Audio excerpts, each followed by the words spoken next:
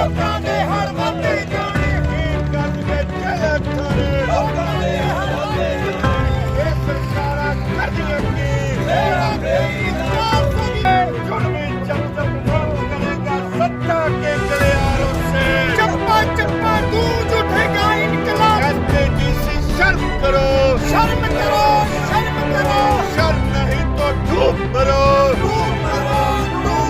रिहा करो रिहा करो रिहा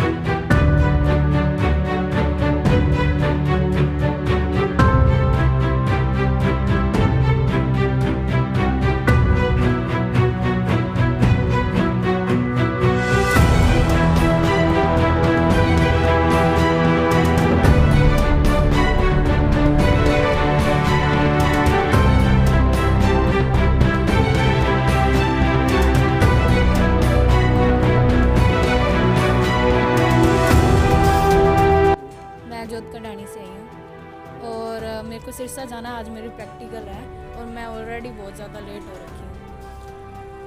क्या दिक्कत आ रही है?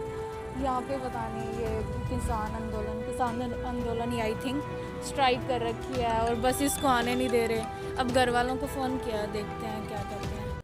हाँ, मैं हरविंदर सिंध आपको ये बताना चाहता हूँ कि जिस प्रकार से हमारे 5 साथियों को जो कि अपने लोकतांत्रिक अधिकारों की रक्षा के लिए सरकार का विरोध कर रहे थे और जिस प्रकार से अलोकतांत्रिक तरीके से जो डिप्टी स्पीकर आकर के जो हमारे एजुकेशनल इंस्टीट्यूट के अंदर अपनी पार्टी की जनसभा कर रहा था उसका विरोध कर रहे थे, उसी के लिए सिरसा प्रशासन ने हमारे 5 साथियों को उठा करके जेल में डाल दिया और उनके ऊपर धारा क्या लगाई 124A, जो कि असंवैधानिक है।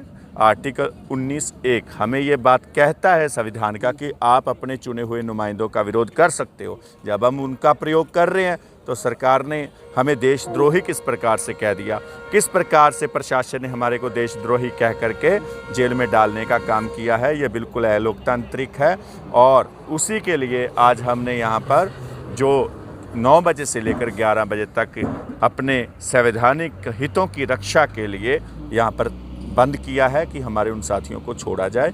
देखते हैं आगे हमें क्या कदम उठाने पड़ेंगे। आगे क्या रणनीति रहेगी? आज जिस प्रकार ये मीटिंग्स होगी, कोई भी पर्सन इसके लिए ऑथराइज्ड नहीं है, क्योंकि ये तो इसके लिए तो मीटिंग्स होगी। आगे क्या प्रशासन क्या रुख अपनाता है, हम उसके अगेंस्ट क्या रुख अपनाएंगे, भविष्य के गर्भ में छिपी हुई बातें हैं।